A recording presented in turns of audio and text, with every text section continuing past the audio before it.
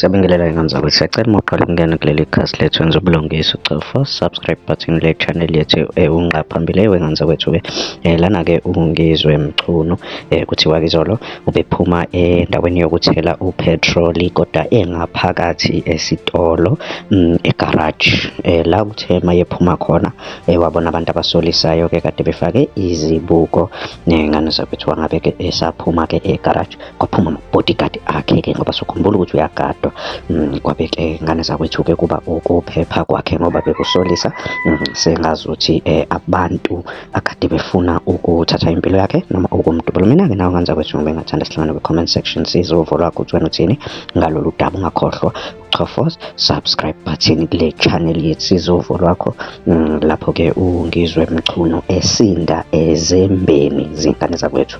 Asiphinde sihlangane nawe ividiyo elandelayo. Danko, bye. So isenzela nje funani. Efrijini.